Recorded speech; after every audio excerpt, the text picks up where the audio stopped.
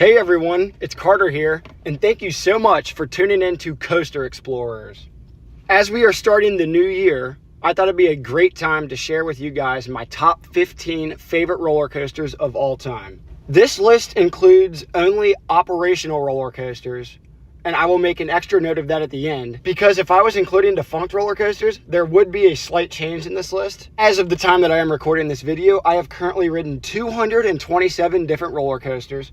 So I've been around quite a bit and I've gotten to experience some awesome rides. But when it comes down to my top 15, these are the best of the best in my opinion. They might not be the longest rides in the world. They might not be the smoothest rides in the world. But in my eyes, they are absolutely fantastic and I can't get enough of them. Let's start out this list with number 15, and that is Max Force at Six Flags Great America.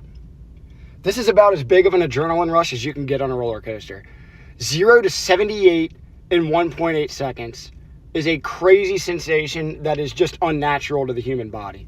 When you're sitting in that seat and that launch engages, it is out of this world what you are feeling. Absolutely crazy. In fact, that launch was so crazy that I couldn't even pay attention to the rest of the layout. You have 5 incredible inversions, and the only thing that I was thinking about going through those inversions is how absolutely out of control that launch was. So yeah, not a long ride, but an excellent ride in my eyes. Moving on to number 14, and we have one of the most well-known roller coasters in the world, and this is Millennium Force at Cedar Point. A lot of coaster enthusiasts consider this roller coaster to be overrated, but I'm gonna have to strongly disagree with them, and I actually think it's underrated. This roller coaster was a marvel in the year 2000. The first full circuit roller coaster to clear the 300-foot mark, an absolute mammoth of a roller coaster, incredible layout, great speed, a new elevator lift system to get the train to the top of the lift very quickly, very quietly, and very efficiently. If you have not experienced Millennium Force in the front row at night before, that needs to be on your bucket list right now. The only part that's not great is you will get pelleted with bugs through this layout. Moving on to number 13, and we have Wonder Woman Golden Lasso at Six Flags Fiesta, Texas.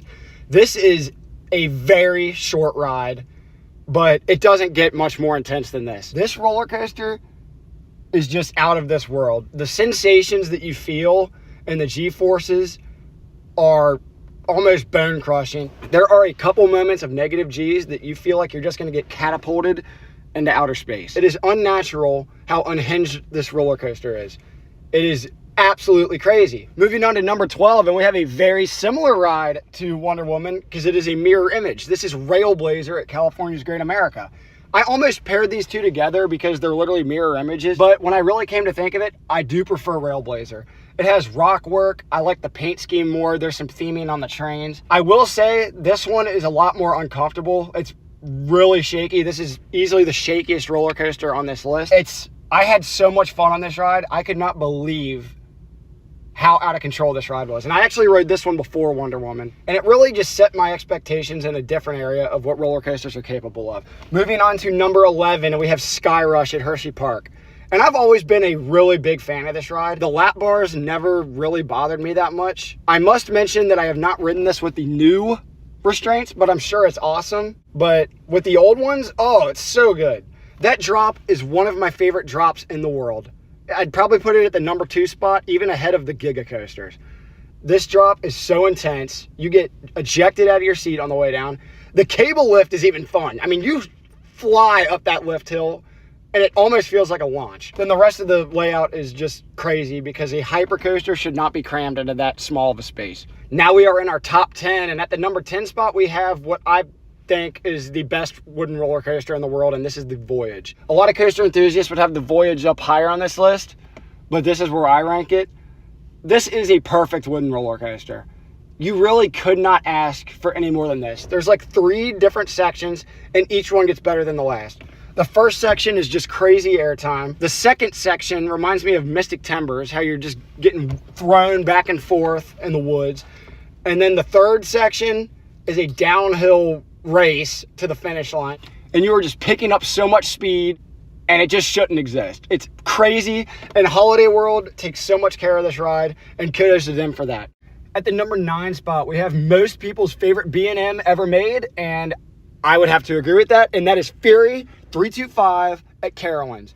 This roller coaster is a showstopper. It just looks intimidating as you're walking into the park, towering over the front gate. You get to look at that massive 325-foot lift hill and 320-foot drop.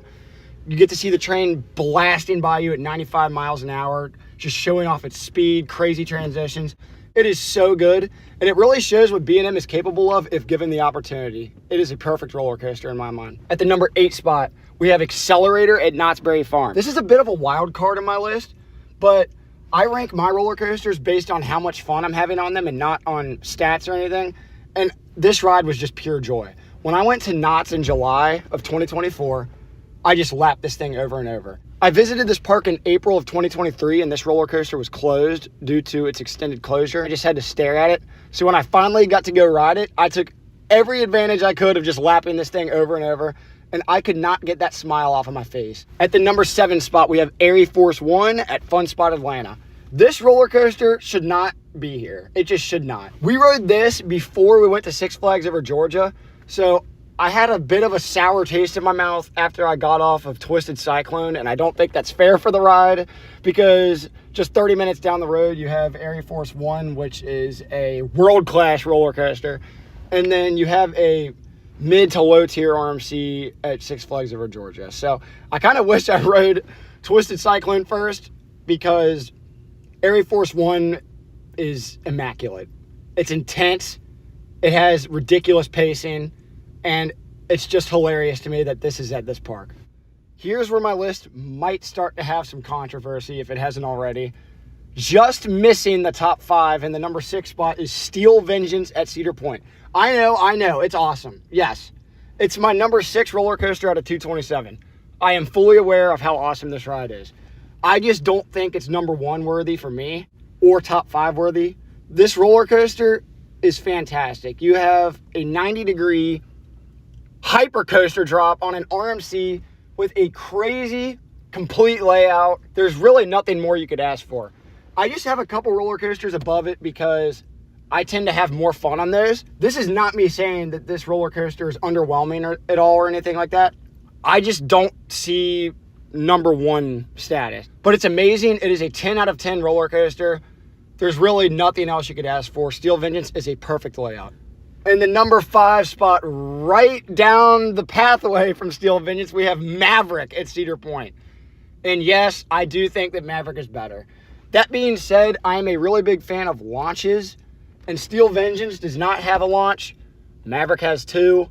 It feels like 1, but technically there's 2 launches. I find Maverick to be more intense. I think that both layouts are just as complete, but I've always said that Maverick just has an all-star layout. There's literally nothing that I would do to Maverick to change the layout. It's just as intense as I would want. The launch is just as punchy as I would want. And it's whippy, but it's not too intense to where you can't marathon it. Yes, I am in the minority that believes that Maverick is better than Steel Vengeance. I'm sorry. I apologize to all those Steel Vengeance fans out there. My number 4 roller coaster is Iron Gwazi at Busch Gardens, Tampa, and this is also my favorite RMC that I have ridden. This thing is nuts. If you've not ridden this ride, you have to go experience it. The pacing is phenomenal. It's so tall. It has a beyond vertical drop, just barely, but it's still beyond vertical, and it's relentless. Some of the elements on this roller coaster should not be allowed to exist. Like that wave turn that's over the station, you literally feel like you're gonna smack your face right into the lift hill. It's nuts. You just have to go ride. I just cannot describe to you the feeling that you get on this roller coaster if you've not ridden it before. But if you've ridden it, you know. It's out of this world good. Now we're at the top 3. Getting the bronze medal is Intimidator 305, Project 305, or Pantherian. Whatever you want to call it, it's the same ride. And this roller coaster is the roller coaster that scares a lot of people away, and that's for a good reason. If you really want to test your body's strength and what your body can handle on a roller coaster, go ride this thing. Nobody is safe to avoiding a gray out. Maybe if you're lucky, you won't gray out, but everybody's going to get fuzzy around that first turn. That first turn was so intense when they originally built this coaster in 2010 that they had to reprofile it because it was too intense for people. But that's not even the part that I like that much. I cannot stop laughing when I ride this ride because I'm like, how is this even allowed to exist? So good. It's just really hard to marathon. Getting the silver medal. In second place is Velocicoaster at Islands of Adventure. When I first rode this roller coaster, it was my number one. It's just like Maverick. Well, a little bit less intense than Maverick, but you have theming and the best inversion in the world. I like the second launch on Velocicoaster more than the second launch on Maverick.